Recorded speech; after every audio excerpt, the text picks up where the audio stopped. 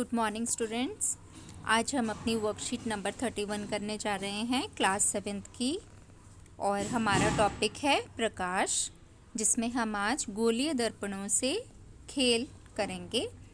आप सभी ने जब भी नए बर्तन खरीदे हैं, स्पेशली चम्मच, तो ज़रूर उसमें अपना चेहरा देखा होगा चम्मच के दोनों तरफ।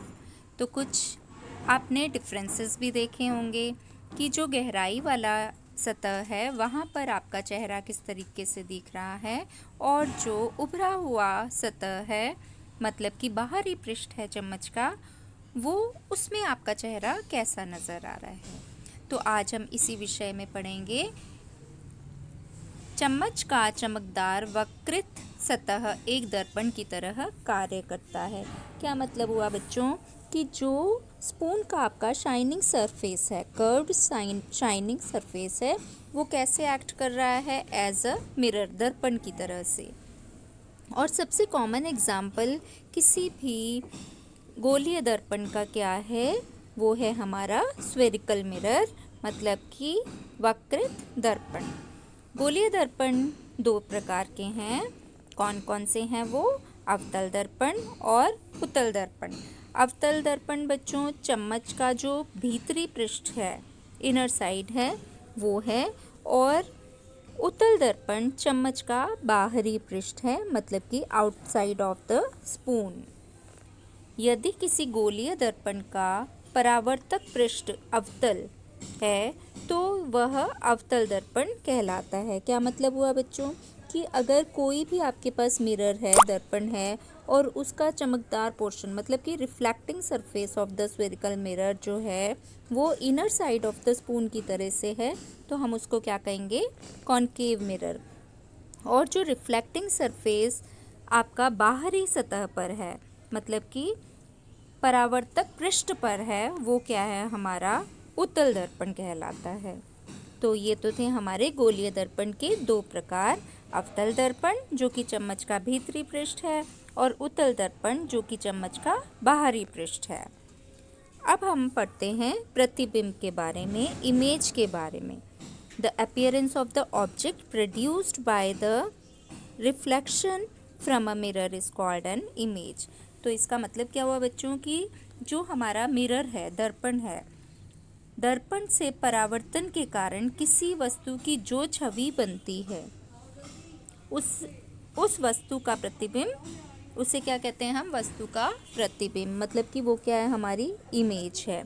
और गोलीय दर्पण द्वारा प्रतिबिंब का निर्माण किस प्रकार होता है?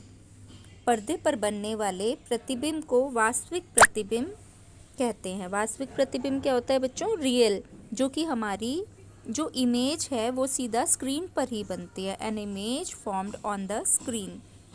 जो पर्दे पर बनने वाला प्रतिबिंब होता है उसे हम क्या बोलते हैं? वास्तविक प्रतिबिंब। समतल दर्पण द्वारा बने प्रतिबिंब को पर्दे पर प्राप्त नहीं किया जा सकता। और बेटा जो हम रोज अपना मिरर देखते हैं ना, जिस मिरर में अपने चेहरे देखते हैं, वो क्या है? हमारा समतल दर्पण है। तो समतल दर्पण पर जो प्रतिबिंब बनता है वो कभी भी पर्दे पर प्राप्त नहीं होता है। इस प्रकार का प्रतिबिंब क्या कहलाता है? आभासी प्रतिबिंब कहलाता है। मीन्स कि दैट इज़ नॉट रियल। ठीक है, तो जब वो रियल नहीं है तो हम उसको क्या कहेंगे? आभासी और वर्चुअल इमेज। आभासी प्रतिबिंब बनेगा वो। अवतल दर्पण द्वारा बना प्रतिबिंब आकार में वस्तु से छोटा या बड़ा हो सकता है। प्रतिबिंब वास्तविक अथवा आभासी हो सकता है। उत्तल दर्पण किसी वस्तु का आभासी और सीधा प्रतिबिंब बनाता है। प्रतिबिंब का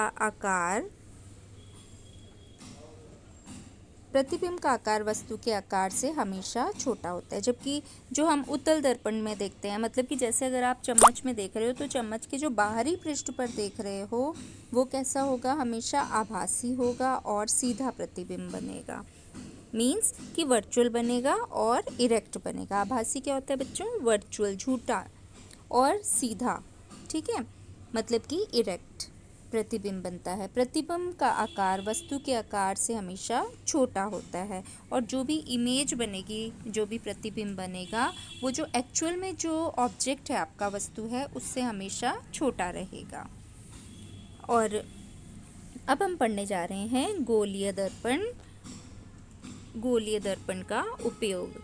अवतल दर्पण का उपयोग कहाँ कहाँ होता है? वो हमारे दंत चिकित्सक, जो हमारे डेंटिस्ट होते हैं ना, जो दांतों को देखते हैं, जो भी दांतों में कैविटी हो गई या कई बार दांतों में दर्द होता है, तो आप जिस डॉक्टर के पास जाते हो ना, वो कौन होते हैं? डेंटिस्ट, जो हमारे दांतों को चेक करते हैं। अवतल दर्पण का उपयोग दंत चिकित्सक दांतों का बड़ा प्रतिबिंब देखने के लिए करते हैं।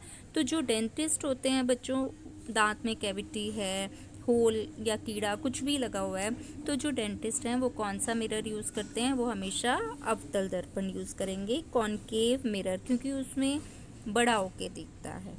टॉर्च, कार, स्कूटर के अग्रदीप। अग्रदीप क्या होता है बच्चों? हेडलाइट, जो आगे का होता है। हेडलाइट के परावर्तक पृष्ठ की आकृति भी अवतल होती है। मीन्स क्या है कि जैसे टॉर्च के जो रिफ्लेक्टर्स हैं, हेडलाइट्स ऑफ कार हैं, स्कूटर हैं, ये सब किसके हैं? कॉनकेव इन शेप हैं।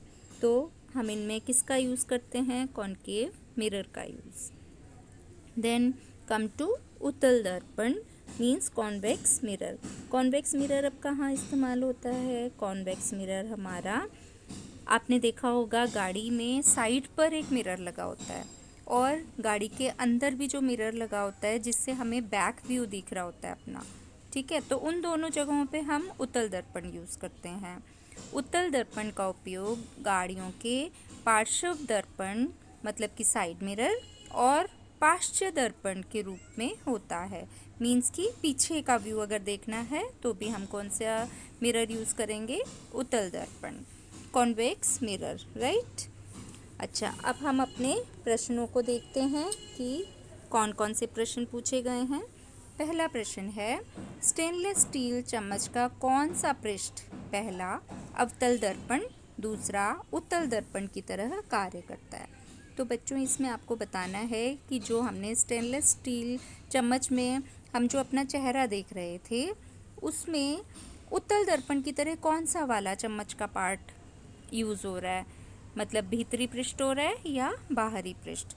तो आपने देखा कि अवतल दर्पण की तरह से हमारा चम्मच का भीतरी पृष्ठ इस्तेमाल किया जाता है और उत्तल दर्पण के लिए चम्मच का बाहरी पृष्ठ।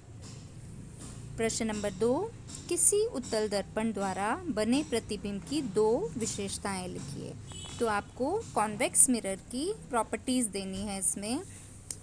तो हमारा आंसर है, उत्तल दर्पण किसी वस्तु का आभासी और सीधा प्रतिबिंब बनाता है। मतलब कैसी इमेज बनेगी? Virtual and erect. और जो हमारी इमेज है वो हमेशा ऑब्जेक्ट से छोटी रहेगी। प्रतिबिंब का आकार वस्तु के आकार से हमेशा छोटा होता है। Now come to question number 3, अवतल दर्पण के कोई 2 उपयोग लिखिए। कौन कौन से यूजेस हैं हमारे अवतल दर्पण के? फर्स्ट यूज है, अवतल दर्पण का उपयोग दंत चिकित्सक मीन्स डेंटिस्ट के द्वारा किया जाता है to see the enlarge image of teeth. दूसरा, the reflectors of torches, headlights of car and the scooters are concave in shape.